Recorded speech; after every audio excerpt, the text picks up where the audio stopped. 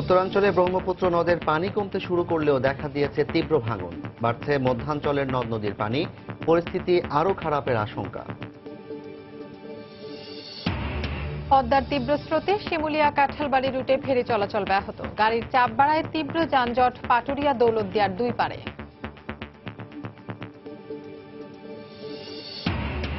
ক্যাম্পাসে স্কুল ছাত্রীকে যৌন হয়রানির অভিযোগে সিলেট শাহজালাল বিশ্ববিদ্যালয়ের 4 ছাত্র সাময়িক বহিষ্কার। সতর্ক করা হলো ছাত্রলীগ সভাপতিকে। চট্টগ্রামে একটি বেসরকারি বিশ্ববিদ্যালয়ের বিদেশি শিক্ষার্থীকে কুপিয়ে হত্যার অভিযোগ। অভিযুক্ত সহপাঠীর আত্মহত্যার চেষ্টা। এবং নাটোরের উত্তরা গণভবন থেকে স্বাধীনতা বিরোধী মোনায়েম খানের নাম ফলক অপসারণ, কলঙ্কমুক্ত হল নাটোরবাসী, মন্তব্য বিশিষ্টজনদের।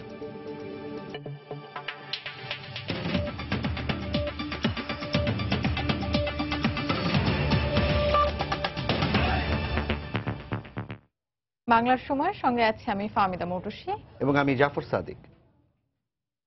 পানি কমলেও থামেনি গাইবান্ধার ব্রহ্মপুত্র নদের ভয়াবহ ভাঙন। ঘরবাড়ি হারিয়ে বাঁধে আশ্রয় নেওয়া মানুষের চোখে মুখে এখন শুধুই হাহাকার। যদিও দুর্গতদের জন্য পর্যাপ্ত ত্রাণ সহায়তার আশ্বাস উপজেলা প্রশাসনের, তবে অব্যাহত ভাঙন ঠেকাতে স্থায়ী কার্যকর পদক্ষেপ নেওয়ার দাবি নদীপাড়ের মানুষ ও স্থানীয় জনপ্রতিনিধিদের। শাকিল মাহমুদের ক্যামেরা বিস্তারিত জানাচ্ছেন হেদায়েতুল ইসলাম বাবু। পানি কমতে শুরু করলেও ব্রহ্মপুত্র নদে স্রোতের তীব্রতা ক্রমেই বৃদ্ধি পাচ্ছে। স্রোতের তীব্রতা বাড়ার সাথে সাথেই পাল্লা দিয়ে বাড়ছে ভাঙন। গত কয়েকদিনে ব্রহ্মপুত্র নদের ভাঙনে নিঃস্ব হয়েছেন অনেকেই। ভাঙনের তীব্রতা বৃদ্ধি পাওয়ার ফলে ক্রমেই অসহায় আর নিঃস্ব মানুষের তালিকা দীর্ঘ থেকে দীর্ঘতর হচ্ছে। ডাঙে সবই আছে বাবা, কিছু বাসে নেই, থাকবার মতো কোনো আশ্রয় নেই। বৃহস্পতিবার থেকে খাওয়ার মতো আমাদের কোনো উপায় নেই। আমি যে না খামো তারও আমার বুদ্ধি নাই। আমার এনাতে জল খামো সে গ্লাসও নাই। আমার যা 3 দিন থেকে আটা জ্বর করিয়ে আনি দিবে, সেই জনটাও আমার নাই। এদিকে ভাঙনের ফলে খোলা আকাশের নিচে আশ্রয় নেওয়া মানুষের দুর্ভোগ কমছে না কিছুতেই। স্থানীয় জনপ্রতিনিধি এবং ভাঙনে ক্ষতিগ্রস্তদের দাবি, স্থায়ীভাবে ভাঙন ঠেকানোর উদ্যোগ না নিলে আরো অনেককেই ভিটে ছাড়া হতে হবে। আমরা তো কয়েক বছর থেকে শুনতেছি যে কাজ হবে হবে হবে, মানুষ তো আসলে এই আশার বাণী শোনার থেকে স্থায়ীভাবে কাজের আশাটাই বেশি করতেছে। আমাদের কোনো অনুদানের কোনো দরকার নেই, কোনো প্রয়োজন নেই। আমাদের নদী রোধ করাটাই হলে মেইন সমস্যা। এটা যদি বন্ধ করতে পারেন তাহলে অনেক লোক বাঁচবে। আর যদি নদীটা যদি রোধ করতে না পারেন তাহলে তো আমরা নিঃস্বহারা, আমাদের কিছুই নাই। আমরা একেবারে ফকির মিসকিনের থেকে খারাপ হয়ে যাব। সংশ্লিষ্ট কর্তৃপক্ষ বলছে আপাতত ভাঙনে ক্ষতিগ্রস্তদের জন্য ত্রাণ সহায়তা ছাড়া কিছুই করার নেই তাদের। গোঘাট এলাকার নদী ভাঙন এটি সারা বছর ব্যাপী হয়। এর জন্য কিন্তু আমাদের গত জুলাই মাসে, তারপরে জুন মাসে তখনও কিন্তু আমরা জিআর থেকে বরাদ্দ দিয়েছি। আমরা সার্বক্ষণিক চেয়ারম্যান মহোদয়ের সঙ্গে আমাদের যোগাযোগ রয়েছে যাতে কেউ খোলা আকাশের নিচে না থাকে। ব্রহ্মপুত্র, ঘাঘট সহ গাইবান্ধার নদ নদীগুলোর পানি কমতে শুরু করলেও বন্যা পরিস্থিতি অপরিবর্তিত রয়েছে। ভাঙন কবলিত গাইবান্ধা সদরের কামারজানি গোঘাট থেকে হেদায়েতুল ইসলাম বাবু, সময় সংবাদ। ব্রহ্মপুত্রের পানি কমলেও বেড়েছে যমুনা নদীর সিরাজগঞ্জ পয়েন্টে। পানি বাড়তে শুরু করেছে দেশের মধ্যাঞ্চলের নদ নদীগুলোতে। প্লাবিত হয়েছে বিভিন্ন জেলার নিম্নাঞ্চল। পানিবন্দী অবস্থায় বিশুদ্ধ খাদ্য ও পানির সংকটে পড়েছে লাখো মানুষ। অবনতি হয়েছে সিলেটের বন্যা পরিস্থিতিরও। জেলা প্রতিনিধিদের পাঠানো তথ্য ছবিতে ডেস্ক রিপোর্ট। সিরাজগঞ্জ পয়েন্টে যমুনা নদীর পানি বেড়ে বিপদসীমার 77 সেন্টিমিটার উপর দিয়ে প্রবাহিত হচ্ছে।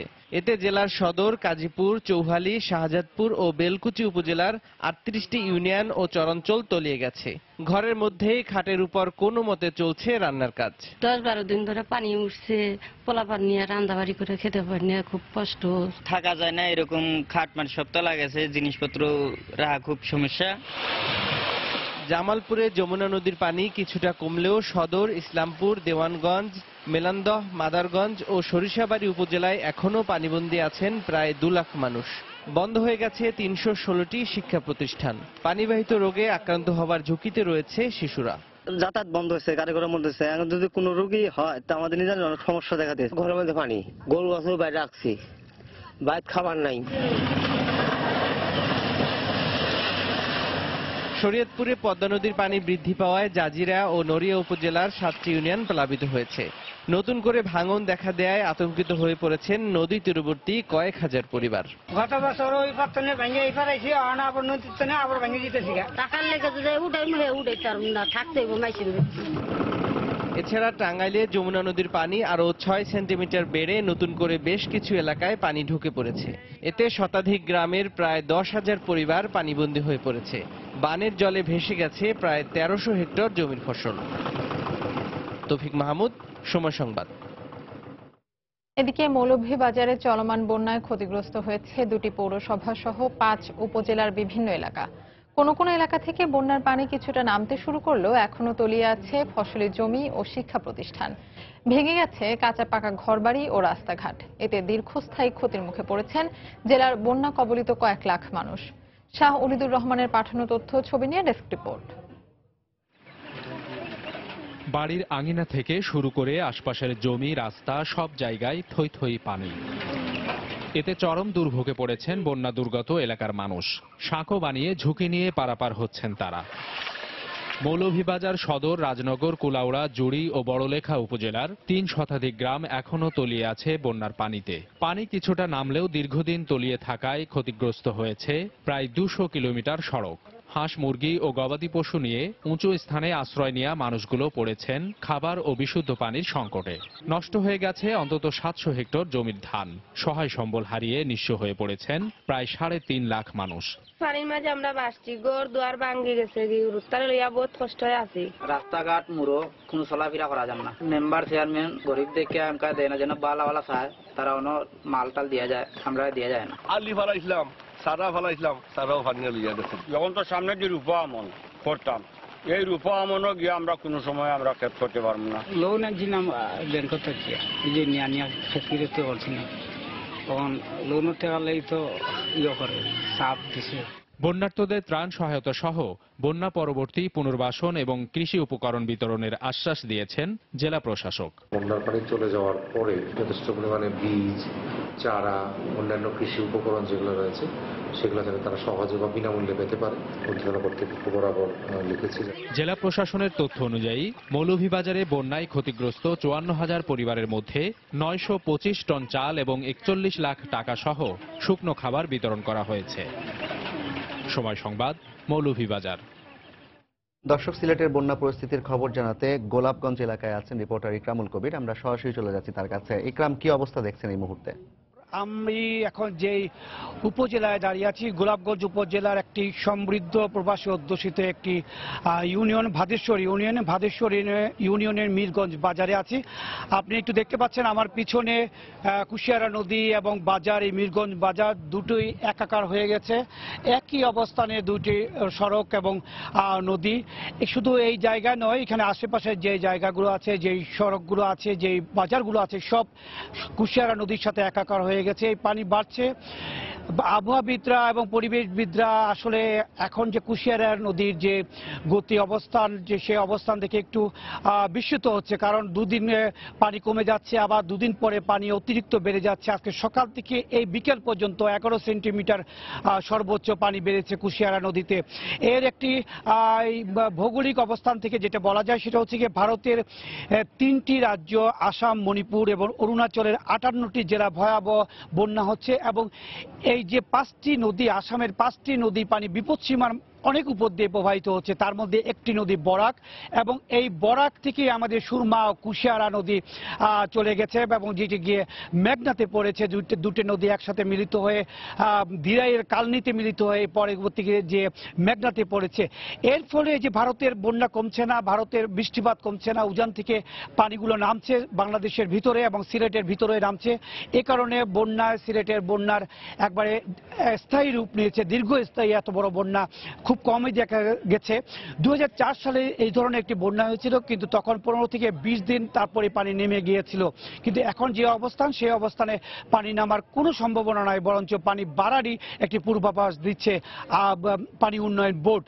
এদিকে এইখানে যারা আছেন এটা হচ্ছে গিয়ে গোলাপগঞ্জ এবং বিয়ানীবাজার শিক্ষামন্ত্রী নুরুল ইসলাম নাহিদের নির্বাচনী এলাকা। উনিও এই এলাকা পরিদর্শন করে এলাকার মানুষের মধ্যে ত্রাণ সামগ্রী বিতরণ করেছেন।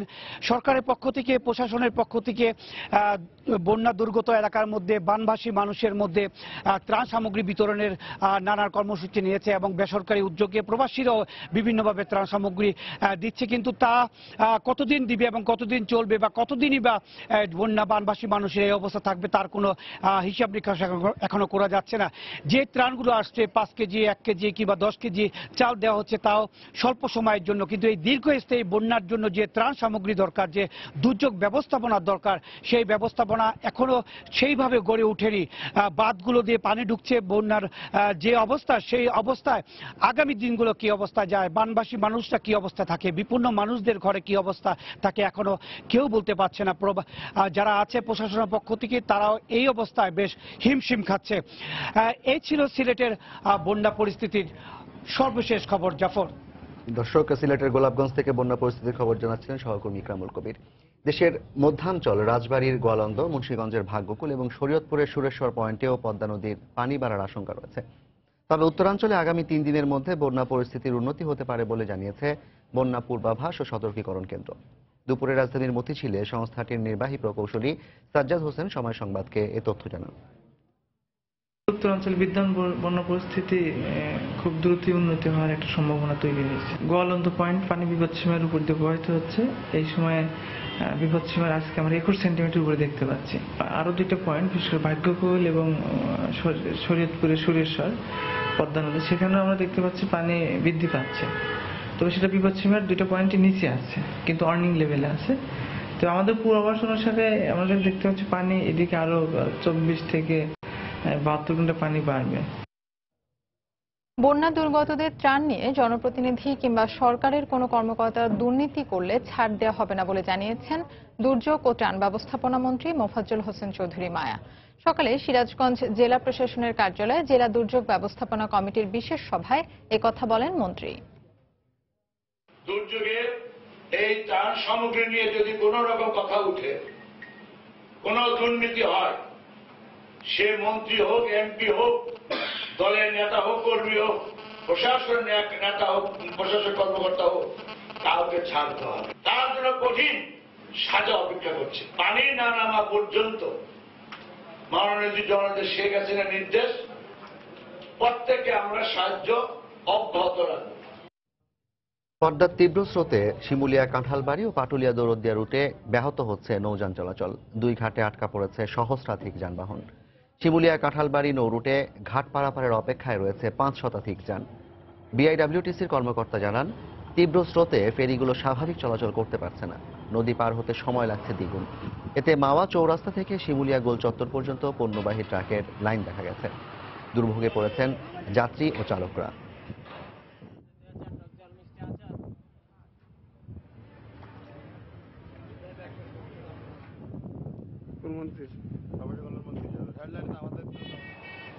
ফেরি পারাপারে অতিরিক্ত সময় লাগায় পাটুরিয়া দৌলতদিয়া নৌরুটেও বেড়েছে যানবাহনের দীর্ঘ সারি।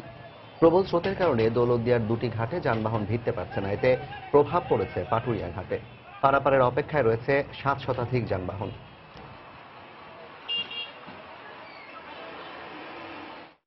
বাংলার সময় আরো থাকছে। চট্টগ্রামের সীতাকুণ্ডে অজ্ঞাত জ্বরে আক্রান্ত হয়ে নতুন আরো 16 শিশু হাসপাতালে। আক্রান্তের সংখ্যা বেড়ে দাঁড়ালো 84-তে। আতঙ্কিত না হওয়ার পরামর্শ সিভিল সার্জনের। চট্টগ্রামে একটি বেসরকারি বিশ্ববিদ্যালয়ের ভারতীয় শিক্ষার্থীকে কুপিয়ে হত্যার অভিযোগ উঠেছে তার সহপাঠীর বিরুদ্ধে। ঘটনার পর আত্মহত্যার চেষ্টা করে অভিযুক্ত শিক্ষার্থী। গতরাতে নগরীর আকবর্ষা এলাকায় এই ঘটনা ঘটে। পুলিশ জানায়, বেসরকারি বিশ্ববিদ্যালয় ইউএসটিসির 4 ভারতীয় শিক্ষার্থী উইলিয়াম, আতিফ, নিরাজ কুরু ও জ্যোৎস্না নগরীর আব্দুল হামিদ সড়কের ইউসুফ ভবনের একটি ফ্ল্যাটে ভাড়া থাকতেন। গতরাত 12:30টার দিকে উইলিয়াম ও আতিফের কোনো সাড়া শব্দ না পেয়ে বিকল্প চাবি দিয়ে তাদের রুমে প্রবেশ করেন নিরাজ। এ সময় আতিফকে রক্তাক্ত অবস্থায় মাটিতে পড়ে থাকতে দেখেন। পাশেই ফ্যানের সঙ্গে ঝুলন্ত অবস্থায় দেখতে পান তার আরেক সহপাঠী উইলিয়ামকে। গুরুতর অবস্থায় সহপাঠীরা তাদের উদ্ধার করে চট্টগ্রাম মেডিকেল কলেজ হাসপাতালে নেওয়ার পর চিকিৎসক আতিফকে মৃত ঘোষণা করেন। আর উন্নত চিকিৎসার জন্য উইলিয়ামকে নগরীর মেহেদীবাগের ম্যাক্স হাসপাতালে ভর্তি করা হয়। পুলিশের ধারণা, অতিরিক্ত মদ্যপানের পর কথা কাটাকাটির জেরে আদিফকে ছুরিকাঘাত করে উইলিয়াম, পরে নিজেও আত্মহত্যার চেষ্টা করেন।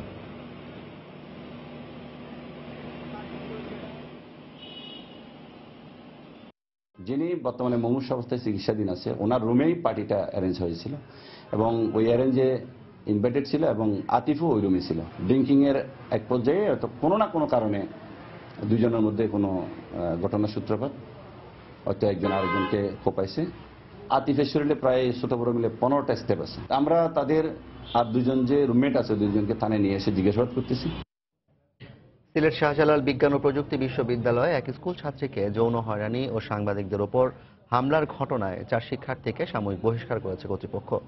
তারা বিশ্ববিদ্যালয় ছাত্রলীগের কর্মী। এছাড়া হামলাকারীদের পক্ষ নেয় সতর্ক করা হয়েছে শাখা ছাত্রলীগ সভাপতিকে। দুপুরে বিশ্ববিদ্যালয়ের সিন্ডিকেট সভায় এই সিদ্ধান্ত নেওয়া হয়। সিন্ডিকেট সদস্য কবির হোসেন জানান, ঘটনার পর বিশ্ববিদ্যালয়ের পক্ষ থেকে যে তদন্ত কমিটি গঠন করা হয় সেই রিপোর্টের ভিত্তিতে 4 শিক্ষার্থীকে 1 সেমিস্টারের জন্য বহিষ্কার করা হয়। গত 8 এপ্রিল বিশ্ববিদ্যালয়ে বেড়াতে এলে এক স্কুল ছাত্রীকে যৌন হয়রানি করে কিছু শিক্ষার্থী। এ সময় প্রতিবাদ করলে বিশ্ববিদ্যালয় প্রেস ক্লাবের সহ সভাপতি ও সাধারণ সম্পাদকের ওপর হামলা চালানো হয়। এ ঘটনায় নারী ও শিশু নির্যাতন দমন ট্রাইব্যুনালে মামলা দায়ের করে নির্যাতিতার পরিবার। সাজ্জাদ রিয়াদ, মাহমুদ হাসান রুদ্র, তারপর রাহাত সিদ্দিকী এবং সুমন দাস জনি, এই 4 জনকে 1 সেমিস্টারের জন্য বহিষ্কার করা হয়েছে। রাহাত সিদ্দিকী এবং সুমন দাস জনিকে 1000 টাকা করে জরিমানা করা হয়েছে। আর সভাপতি যেখানে যিনি ছিলেন এই বিশ্ববিদ্যালয়ের ছাত্রলীগের, তাকে সতর্ক করা হয়েছে এবং তার বিরুদ্ধে যে মামলা চলছে সেই মামলাতেও যদি বিশ্ববিদ্যালয়ের কোনো তথ্য প্রয়োজন হয় তাহলে বিশ্ববিদ্যালয়ের সার্বিক সহযোগিতা করবে। ছাত্রলীগ হোক আর যেই হোক এখান থেকে ছাড় পাবে না। চট্টগ্রামের সীতাকুণ্ডের ত্রিপুরা পাড়ায় নতুন করে অজ্ঞাত জ্বরে আক্রান্ত আরো 16 শিশুকে হাসপাতালে ভর্তি করা হয়েছে। এ নিয়ে আক্রান্তের সংখ্যা দাঁড়ালো 84-তে। এদিকে নতুন করে শিশু আক্রান্তের ঘটনায় আতঙ্কিত হওয়ার কিছু নেই বলে জানিয়েছেন সিভিল সার্জন। তিনি জানান, দুপুরের দিকে সীতাকুণ্ড উপজেলা স্বাস্থ্য কমপ্লেক্সের একটি মেডিকেল টিম ত্রিপুরা পাড়ায় যায়। এ সময় অজ্ঞাত জ্বরের উপসর্গ থাকায় 16 আদিবাসী শিশুকে ফৌজদারহাট সংক্রামক ব্যাধি হাসপাতালে পাঠানো হয়। এদিকে এখন পর্যন্ত জ্বর না কমায় উন্নত চিকিৎসার জন্য ফৌজদারহাট হাসপাতাল থেকে 20 শিশুকে চট্টগ্রাম মেডিকেলে পাঠানো হয়েছে। এ নিয়ে চট্টগ্রাম মেডিকেলে ভর্তি রয়েছে 50 শিশু। বাকি 34 শিশুকে ফৌজদারহাট হাসপাতালে চিকিৎসা দেওয়া হচ্ছে। গত 1 সপ্তাহে অজ্ঞাত জ্বরে পাহাড়ি ত্রিপুরা পাড়ায় 9 শিশুর মৃত্যু হয়েছে।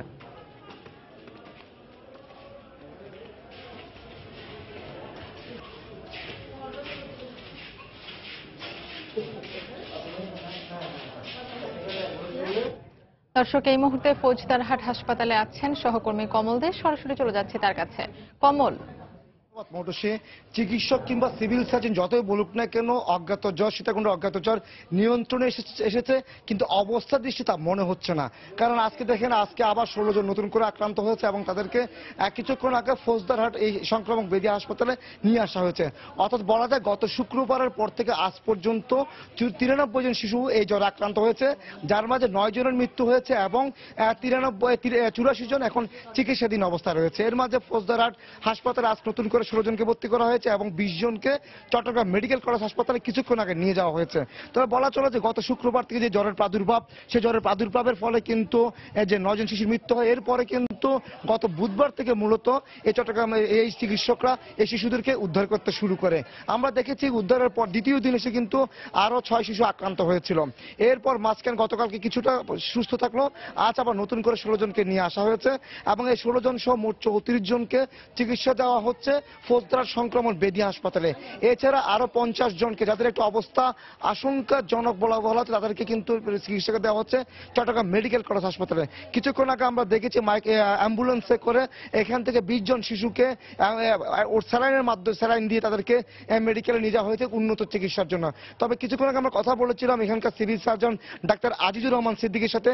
তিনি বারবার আশ্বস্ত করার চেষ্টা করছেন। তিনি বলছেন এটি একটি অপুষ্টিজনিত রোগে আক্রান্ত হচ্ছে এরা এবং তাতে যে ভীতিজনক বা আতঙ্কিত হওয়ার কিছু নেই।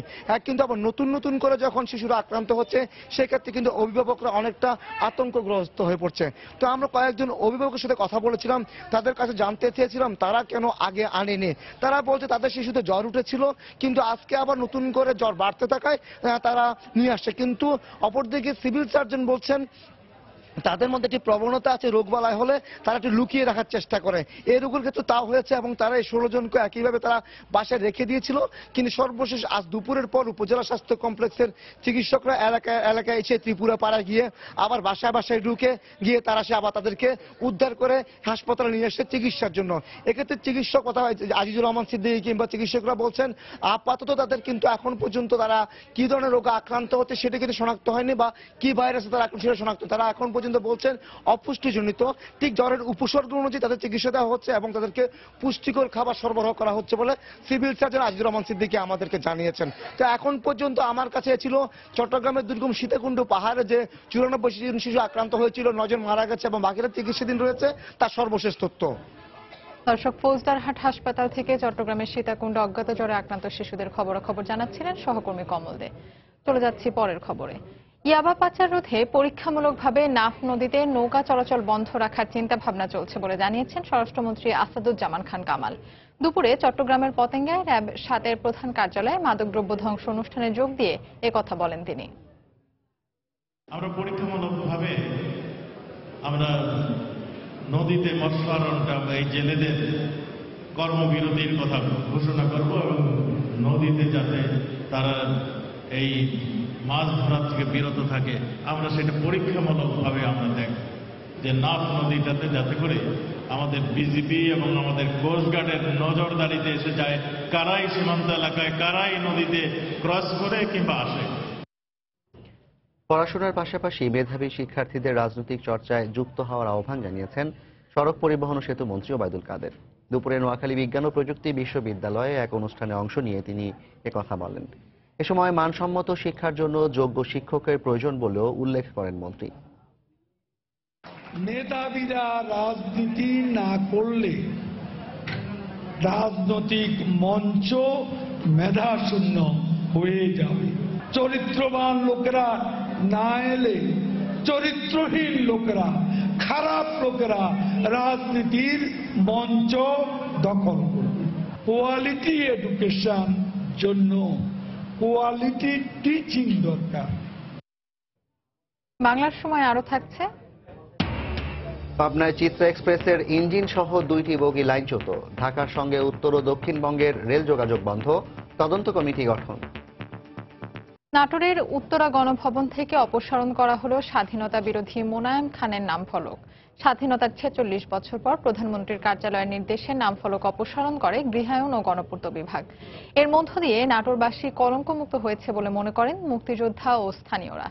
নাটোর প্রতিনিধি আল মামুনকে সঙ্গে নিয়ে বিস্তারিত জানাচ্ছেন সাইফুর রহমান রকি। ক্যামেরায় ছিলেন আব্দুস সালাম। শনিবার সকাল 10টার দিকে জেলা আওয়ামী লীগের আয়োজনে মুক্তিযুদ্ধ কমপ্লেক্সের সামনে থেকে একটি মিছিল বের করা হয়। এই মিছিলে স্থানীয় সংসদ সদস্যরা ছাড়াও মুক্তিযোদ্ধা সুশীল সমাজের প্রতিনিধিরা অংশ নেয়। এই মিছিলটি উত্তরা গণভবনে এসে শেষ হয়। এর পরপরই স্বাধীনতা বিরোধী মোনায়েম খান নামফলক ভেঙে ফেলা হয়। পরে সংক্ষিপ্ত এক পথসভার আয়োজন করা হয়। এই পথসভায় বক্তারা বলেন, মোনায়েম খান নামফলক অপসারণের মধ্য দিয়ে নাটোরবাসী কলঙ্কমুক্ত হয়েছে। জালাল হোসেন সহযোগিতা নিয়ে সুন্দরভাবে ভাঙতে পেরেছি এবং আমরা আরো খুশি যে স্থানীয় জনসাধারণ এখানে সম্পৃক্ত হয়েছিলেন। আজ থেকে বোঝা গেল নাটোর কলঙ্কমুক্ত এবং রাজাকার মুক্ত। ফলক অপসারণ করা হয়েছে, যার জন্য আমরা খুব আনন্দিত, খুশি। মহামান্য হাইকোর্ট একটা রায় দিয়েছেন, সেই রায়ের প্রেক্ষিতে আমরা সিদ্ধান্ত নিয়ে আজ এই কাজ নামফলকটা সেই কুলাঙ্গারদের নামফলক আমরা অবসান করলাম। দীর্ঘ 50 বছর পর আমরা আজকে মোনায়েম খানের সম্মিলিত একটি ফলক ছিল, সেই ফলকটি অপসারণ করলাম। এদিকে স্বাধীনতা বিরোধী মোনায়েম খান নামফলক অপসারণ করায় সন্তোষ প্রকাশ করেছেন এলাকাবাসী। সুশীল সমাজ, সাহিত্যিক, বুদ্ধিজীবী, মুক্তিযোদ্ধা, নতুন প্রজন্মর মুক্তিযোদ্ধা সকলেই খুশি। প্রতিদিন হাজার হাজার দর্শনার্থী আসে, কুখ্যাত রাজাকার তার নামটা দেখতে পেত। আজকে নাটোরবাসী আনন্দিত এবং গর্বিত যে কুখ্যাত রাজাকারের নামটা ভেঙে ফেলা হয়েছে। 1967 সালের 24শে জুলাই তৎকালীন পাকিস্তানের গভর্নর মোনায়েম খান এটিকে গভর্নর হাউস হিসেবে প্রতিষ্ঠা করেন। স্বাধীনতার পর বঙ্গবন্ধু শেখ মুজিবুর রহমান 1972 সালের 9 ফেব্রুয়ারি এটিকে উত্তরা গণভবন হিসেবে উদ্বোধন করেন। এরপর থেকে এটি উত্তরা গণভবন হিসেবে পরিচিতি পায়। উত্তরা গণভবন থেকে সাইফুর রহমান রকি, সময় সংবাদ। পাবনার মুলাডুলিতে ঢাকাগামী চিত্রা এক্সপ্রেসের ইঞ্জিন সহ 2টি বগি লাইনচ্যুত হয়েছে। এতে ঢাকার সাথে উত্তর ও দক্ষিণাঞ্চলের রেল যোগাযোগ বন্ধ রয়েছে। পুলিশ ও প্রত্যক্ষদর্শীরা জানান, দুপুরে ঈশ্বরদী উপজেলার মুলাডুলিতে খুলনা থেকে ঢাকা যাওয়ার পথে হঠাৎ করে ট্রেনের ইঞ্জিন সহ 2টি বগি লাইনচ্যুত হয়। এতে বন্ধ হয়ে যায় উত্তর ও দক্ষিণাঞ্চলের সঙ্গে ঢাকার রেল যোগাযোগ। এদিকে খবর পেয়ে পাকশী থেকে উদ্ধারকারী ট্রেন ঘটনাস্থলে পৌঁছে কাজ শুরু করে। রেল যোগাযোগ শুরু হতে আরও সময় লাগবে বলে জানিয়েছে রেলওয়ে কর্তৃপক্ষ।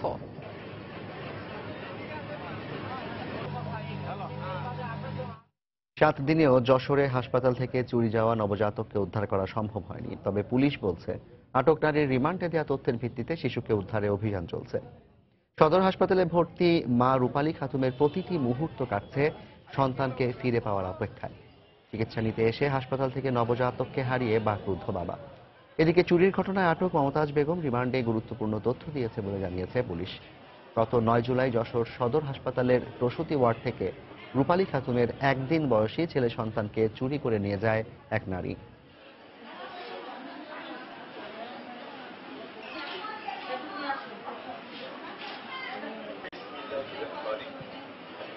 সরকারি হসপিটালে আইসি যে সুযোগ সুবিধা পাবো বলে, সে সুযোগ সুবিধা পাওয়া যেমন তেমন আমার কোলের বাচ্চা তুলে নিয়ে চলে গেছে। তার কোনো খোঁজ খবর পাইনি।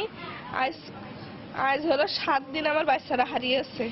আমি প্রধানমন্ত্রীর কাছে বলেছি, সবার সাথেই বলছি, কিন্তু আমার বাচ্চা 7 দিনের মধ্যেই বাচ্চাকেও নেশে দিতে পারেনি। আমাদের বেশ কয়েকটি টিম এই মামলাটা নিয়ে কাজ করছে।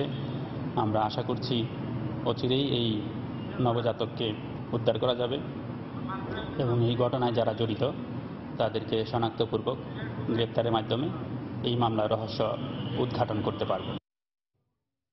বরিশালের কীর্তনখোলা নদীতে কি পরিমাণ জ্বালানি তেল মিশেছে আর এতে দূষণের মাত্রা কত তা পরীক্ষা নিরীক্ষার পর জানা যাবে বলে জানিয়েছেন জেলা প্রশাসক।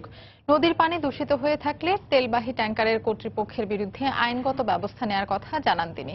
এ ঘটনায় শুক্রবার রাতে বরিশালের অতিরিক্ত জেলা প্রশাসক আহসান হাবিবকে প্রধান করে 5 সদস্য বিশিষ্ট একটি কমিটি গঠন করা হয়। একই সঙ্গে কমিটিকে 7 কার্যদিবসের মধ্যে দুর্ঘটনার তদন্ত প্রতিবেদন জমা দিতে বলা হয়েছে। এরই মধ্যে তেলবাহী ট্যাঙ্কার থেকে প্রায় 14 লাখ লিটার জ্বালানি তেল খালাস করা হয়। গতকাল ভোরে বরিশালের কীর্তনখোলা নদীর চরকাওয়া পয়েন্টে তেলবাহী ট্যাঙ্কার এমটি ফজরের সাথে ক্লিংকারবাহী একটি জাহাজের সংঘর্ষে ট্যাঙ্কারটির একাংশ দুমড়ে মুচড়ে ছিদ্র হয়ে যায়। এতে পানিতে তেল ছড়িয়ে পড়ে।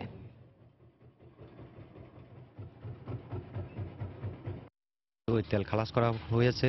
খালাস করা পরে এখন আমার যে দুর্ঘটনার সময় কি পরিমাণ তেল নদীতে পড়ে গেছে এটার হিসাব প্রক্রিয়াধীন। আমার জাহাজ এখন সম্পূর্ণ নিরাপদ আছে। আনলোড করা তেলের পরিমাণটা জানা গেলে আমরা বুঝতে পারবো কি পরিমাণ তেল নদীতে পড়েছিল এবং এই ব্যাপারে জেলা প্রশাসন থেকে অতিরিক্ত জেলা প্রশাসক রাজস্ব জনাব আহসান হাবিবের নেতৃত্বে 5 সদস্য বিশিষ্ট একটি কমিটি গঠন করা হয়েছে। এই কমিটির রিপোর্ট পাওয়ার পর আমরা প্রয়োজনীয় ব্যবস্থা গ্রহণ করব। গাজীপুরে স্ত্রীকে হত্যার অভিযোগে স্বামীকে আটক করেছে পুলিশ। সকালে টঙ্গীর বড়দেওড়া এলাকা থেকে তাকে আটক করা হয়। পুলিশ জানায়, পারিবারিক কলহের জের ধরে স্ত্রী খুকুমণিকে ধারালো অস্ত্র দিয়ে কুপিয়ে জখম করে হানিফ। এ সময় চিৎকার শুনে প্রতিবেশীরা গিয়ে তাকে উদ্ধার করে হাসপাতালে নেয়ার পথে তার মৃত্যু হয়। খবর পেয়ে পুলিশ লাশ উদ্ধার করে মর্গে পাঠায়। এ সময় ঘটনাস্থল থেকে অভিযুক্ত স্বামী হানিফকে আটক করে পুলিশ। খাগড়াছড়ি জেলা কারাগারের জন্য বরাদ্দকৃত চাল কালোবাজারে বিক্রির সময় 8 বস্তা চাল সহ 2 জনকে আটক করেছে পুলিশ। সকালে পৌর শহরের শাহী জামে মসজিদ সড়কে একটি দোকানে চাল বিক্রির সময় হাতে নাতে আটক করে স্থানীয়রা। পরে তাদের পুলিশে সোপর্দ করা হয়। জব্দ করা হয় 400 কেজি চাল।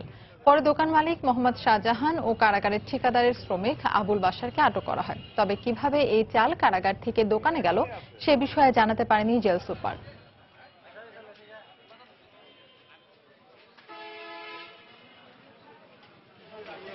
অযথা মাঠ গরম না করে আলোচনায় বসে নির্বাচন কমিশনকে শক্তিশালী করার উপায় খুঁজতে বিএনপির প্রতি আহ্বান জানিয়েছেন স্বাস্থ্যমন্ত্রী মোহাম্মদ নাসিম। সকালে পাবনা জেলা আইন শৃঙ্খলা ও উন্নয়ন সমন্বয় সভায় প্রধান অতিথি হিসেবে বক্তব্য রাখেন মন্ত্রী। সংবিধান অনুযায়ী হবে এবং শেখ হাসিনার অধীনে নির্বাচন হবে, অন্য কোনোভাবে নির্বাচন হওয়ার কোনো সুযোগ নাই। কারণ সংবিধানেই আছে যে নির্বাচনটি হবে নির্বাচন সরকারের অধীনে এবং সেই নির্বাচন সরকারের প্রধান হল শেখ হাসিনা। বিএনপিকে অনুরোধ করব, অযথা মাঠ গরম না করে নির্বাচন কমিশনের সঙ্গে বৈঠক করে তারা আপনাদের ডেকেছে, আলোচনা করার জন্য ডেকেছে সমস্ত রাজনৈতিক দলগুলো। আপনারা বৈঠক করে সেখানে বলেন নির্বাচন কমিশন কিভাবে শক্তিশালী করা যায়। অত্যন্ত স্বাভাবিক ধারণা হচ্ছে এটাই। রপ্তানিযোগ্য আম উৎপাদন করেও রপ্তানি করতে না পেরে ব্যাপক ক্ষতির মুখে পড়েছেন চাঁপাইনবাবগঞ্জের বাগান মালিক ও ব্যবসায়ীরা। একই পদ্ধতিতে উৎপাদিত আম গত বছরে রপ্তানি হলেও এবছর কেন রপ্তানি হলো না সেটা পরিষ্কার নয় তাদের কাছে। তবে আম পরীক্ষাকারীদের সঙ্গে কৃষি অধিদপ্তরের কর্মকর্তাদের সমন্বয়হীনতার কারণে এই অবস্থার সৃষ্টি হয়েছে বলে মনে করেন বাগান মালিক ও চাষিরা। একই মত জেলার ম্যাঙ্গো ফাউন্ডেশন নেতাদেরও। মোহাম্মদ আল মাহবুবের রিপোর্ট। রপ্তানিযোগ্য আম উৎপাদনে সফল হওয়ায় 2015 সালে চাঁপাইনবাবগঞ্জ থেকে শুরু হয় আম রপ্তানি। সেবার মাত্র 3.5 মেট্রিক টন আম দিয়ে রপ্তানি শুরু হলেও পরের বছর 150 টন আম রপ্তানি হয় জেলা থেকে। এরই ধারাবাহিকতায় চলতি বছর রপ্তানিকারকদের সাথে চুক্তি সাপেক্ষে উন্নত কৃষি ব্যবস্থাপনার মাধ্যমে 4000 মেট্রিক টনেরও বেশি রপ্তানিযোগ্য আম উৎপাদন করে বাগান মালিকরা। কিন্তু এবছর নতুন করে কৃষি অধিদপ্তরের কোয়ারেন্টাইন উইং এর হস্তক্ষেপের কারণে আম রপ্তানি করতে পারেননি ব্যবসায়ীরা। এবার একটা বায়ার গ্রুপ আসছিল, তারা আমটা বাছাইটা এমন ভাবে করছিল যা কৃষকের পক্ষে আম দেওয়া সম্ভব হয়নি। বায়ারের সাথে যোগাযোগ করার পরও কি কারণে এই আমটা বিদেশে রপ্তানি করতে পারলাম না, এটা আমরা বুঝতে পারছি না। রপ্তানি করতে না পেরে এসব আম বাজারে বিক্রি করে ব্যাপক ক্ষতির মুখে পড়েছেন ব্যবসায়ীরা। সম্পূর্ণ প্রতারণা করে প্যাকেট গালা বিক্রি করে টাকা লেলে এবং প্যাকেটের আম কেউ কিনছে না। 7 লক্ষ ব্যাগ বেঁধেছিলাম, এখন দেখা এক্সপোর্টাল আম লিচ্ছে না, ওই জন্য আমার ক্ষতিগ্রস্ত হয়েছে, লস হয়েছে। জেলার কৃষি কর্মকর্তা জানান, বছরের শুরুতে সাতক্ষীরা থেকে রপ্তানি হওয়া কিছু আম নিয়ে ইউরোপের বাজারে সমস্যা সৃষ্টি হওয়ায় কোয়ারেন্টাইন কর্তৃপক্ষ বাছাই প্রক্রিয়ায় কঠোরতা আরোপ করে। আমরা একটা ঝুঁকির মধ্যে ছিলাম যে আমরা যদি এই জাতীয় আম আরো পাঠাতে থাকি তাহলে হয়তো 5-6 বছরের জন্য আমরা একটা স্থায়ী নিষেধাজ্ঞার মধ্যে পড়ব। যে কারণে কিন্তু কোয়ারেন্টাইন কর্তৃপক্ষ 70% আমই রপ্তানির অযোগ্য বলে ঘোষণা করেছে। এদিকে আম রপ্তানি না হওয়ার পেছনে কোয়ারেন্টাইন উইং এর উপপরিচালককে দায়ী করলেন জেলার ম্যাঙ্গো ফাউন্ডেশনের এই নেতা। তিনি কখনো বলেছেন যে মেহেরপুরের আম ভালো, সাতক্ষীরার আম ভালো, চাঁপাইনবাবগঞ্জের আমে পোকা থাকে। যখন বললেন সাতক্ষীরার আম ভালো, এক্সপোর্ট হলো, কিন্তু সাতক্ষীরার আমে পোকা কেন পাওয়া গেল? ওখানে বসে আম পাঠালেন যাচাই বাছাই করে, তারপরে পোকা পাওয়া গেল, তাহলে এই দায় দায়িত্ব কি আমরা কি নিতে হবে? গত বছরের চাইতে এই বছরের আমের মান কিন্তু অনেক ভালো ছিল, তবে এটা আগামীতে আম রপ্তানির ক্ষেত্রে একটা প্রতিবন্ধকতা হিসেবে কাজ করবে। চাষিরা অনেকটাই নিরুৎসাহিত হবে। জুনের পর চাঁপাইনবাবগঞ্জের ফজলি ও আশিনা আম পাড়া শুরু হলেও 30 জুন পর্যন্ত রপ্তানির শেষ সময় নির্ধারণ জেলার আমকে ক্ষতিগ্রস্ত করার একটি অপচেষ্টা হিসেবে দেখছেন আম সংশ্লিষ্টরা। মোহাম্মদ আল মাহবুব, সময় সংবাদ, চাঁপাইনবাবগঞ্জ। ব্রাহ্মণবাড়িয়া পৌরসভার 2017-18 অর্থ বছরের প্রস্তাবিত বাজেট ঘোষণা করা হয়েছে। দুপুরে পৌর মিলনায়তনে এ উপলক্ষে এক অনুষ্ঠানের আয়োজন করা হয়। এতে প্রধান অতিথি হিসেবে উপস্থিত ছিলেন পার্বত্য চট্টগ্রাম বিষয়ক মন্ত্রণালয় সম্পর্কিত সংসদীয় স্থায়ী কমিটির সভাপতি ও ব্রাহ্মণবাড়িয়া 3 আসনের সংসদ সদস্য আম ওবায়দুল মোক্তাদির চৌধুরী। অনুষ্ঠানে 2017-18 অর্থ বছরে 41,23,30,000 টাকার প্রস্তাবিত বাজেট ঘোষণা করেন পৌরসভার মেয়র নায়ার কবির।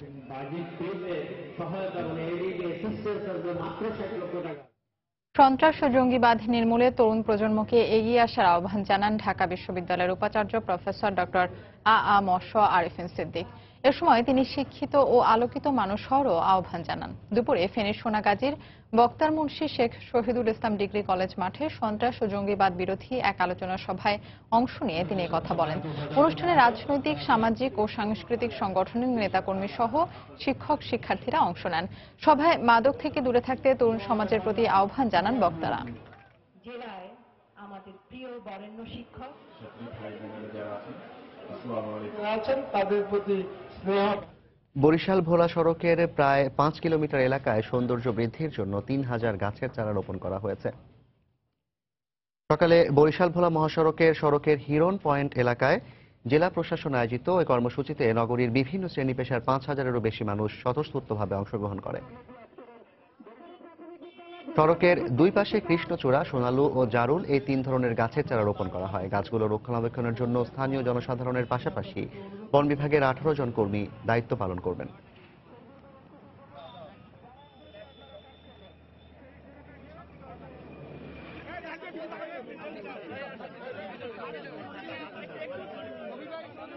ওই বরিশাল ভোলা সড়কের দুই পাশে আজকে আমরা গাছের চারা রোপণ করলাম।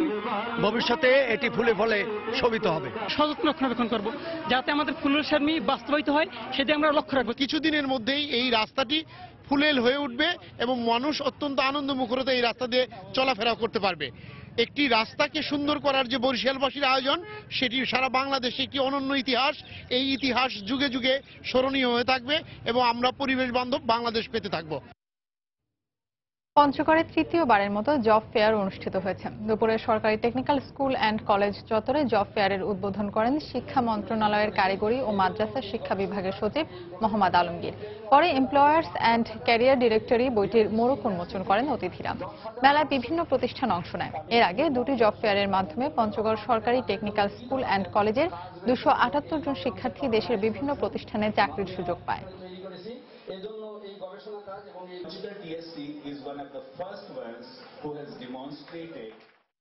ভরা বর্ষায় বাজারে আসা লটকন সারা দেশের মানুষের কাছে জনপ্রিয় হয়ে ওঠা একটি ফল। নরসিংদী অঞ্চলে চাষ হওয়া লটকমের ফলন প্রায় 17,000 মেট্রিক টন। এবছর লটকমের ফলন দ্বিগুণ হওয়ায় চাষিরা লাভবান হয়েছে বলে মনে করেন কৃষি কর্মকর্তা। শাহিনুর রহমান শাহিনের ক্যামেরায় এমআর আমিনের রিপোর্ট। দেখতে কিছুটা ডুমুরের মতো ফলটির নাম লটকন। ফল বড় হলে চাষিরা পুরো বাগান বিক্রি করে দেন ব্যাপারীদের কাছে। নরসিংদীর শিবপুর উপজেলার জয়নগর, লাখপুর ও বেলাবেড়ি গ্রামে গিয়ে দেখা যায় লটকন পাড়ার দৃশ্য। বিকেলে বাগান থেকে সংগ্রহ করে 3 ধাপে বাছাই করে পরের দিন সকালে নরসিংদী বাজার থেকে দেশের বিভিন্ন শহরে পাঠানো হয় এই লটকন। এদিকেরই লোক আছে, হ্যাঁ, ঢাকা নিয়ে বিক্রি করে আমার কাছ থেকে পাইরা নিয়ে বাগানে বিক্রি করছি 2,20,000 টাকা। ঢাকার পাশাপাশি মনে করেন যেমন সিলেট, চিটাগাং, রাজশাহী এসব জায়গায় ফলাই। 250 গাছ ছিল, সেটা থেকে এবছর 9.5 লক্ষ টাকা বিক্রি হয়েছে। চৈত্র মাস থেকে গাছগুলোকে ভালো ফলনের আশায় বিভিন্নভাবে পরিচর্যা করতে হয় চাষিদের। বাগান থেকে কেজি প্রতি 40 টাকা থেকে 50 টাকা দরে বিক্রি করছেন চাষিরা। ফাল্গুন চৈত্র মাসে পানি দিতে হয়, তার ফলটা আসে আপনার আষাঢ় মাসে। ওয়েদারটা যেটা ছিল এটা খুব ভালো, এটা আকারেও খুব ভালো হয়েছে। ছোটটা 2,2200 টাকা মন আর বড়টা 2,800-3,000 টাকা মনের মধ্যে বিক্রি করা হয়। ভিটামিন সি ও এ সমৃদ্ধ এ ফল বাজারে পাওয়া যায় মাত্র 1.5 মাস। মাতৃগাছে ফল আসতে সময় লাগে 2 থেকে 5 বছর। মধ্যপ্রাচ্য ও ইউরোপের বিভিন্ন দেশেও লটকন রপ্তানি হয়। গত বছর যেখানে আমি নরসিংদী 675 হেক্টর জমিতে লটকন ছিল, এবছর আমরা সেখানে 1342 হেক্টর জমি আমরা পেয়েছি। 16 থেকে 20,000 মেট্রিক টন লটকন আমরা উৎপাদন করতে পারছি। ভাজা পোড়া খেলে আমাদের যে সমস্যা, তার থেকে যদি আমরা লটকনকে বেছে নিই, আমি পানি শূন্যতা আমার কম হবে, একইভাবে আমার ইলেকট্রোলাইট ব্যালেন্স যেটা সেটা ভালো হবে। লটকন ভিটামিন সির জন্য খুবই ভালো উৎস। নরসিংদী সদর ছাড়া বাকি 5 উপজেলার 1342 হেক্টর বাগান থেকে এবছর 150 কোটি টাকার লটকন বিক্রি করা যাবে বলে জানায় কৃষি সম্প্রসারণ অধিদপ্তর। বর্ষার মৌসুমের অন্যতম একটি ফল লটকন চাষের মাধ্যমে আর্থিকভাবে স্বাবলম্বী হচ্ছেন নরসিংদী অঞ্চলের মানুষ। পুষ্টি সমৃদ্ধ এই ফলের চাহিদা রাজধানী সহ দেশের বিভিন্ন অঞ্চলে বেড়েই চলেছে। চাহিদা বেশি থাকায় এর চাষও বাড়ছে বলে জানান এই অঞ্চলের বাগান মালিকরা। এমআর আমিন, সময় সংবাদ, নরসিংদী। বাংলার সময়ের শীর্ষ সংবাদ জানিয়ে দিচ্ছি আরেকবার।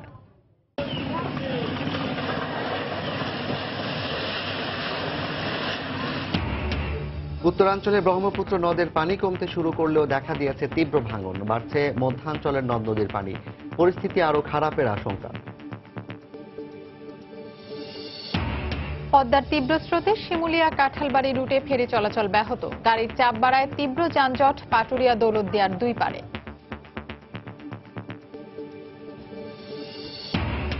ক্যাম্পাসে স্কুল ছাত্রীকে যৌন হয়রানির অভিযোগে সিলেট শাহজালাল বিশ্ববিদ্যালয়ের 4 ছাত্র সাময়িক বহিষ্কার। সতর্ক করা হলো ছাত্রলীগ সভাপতিকে। চট্টগ্রামে একটি বেসরকারি বিশ্ববিদ্যালয়ের বিদেশি শিক্ষার্থীকে কুপিয়ে হত্যার অভিযোগ। অভিযুক্ত সহপাঠীর আত্মহত্যার চেষ্টা।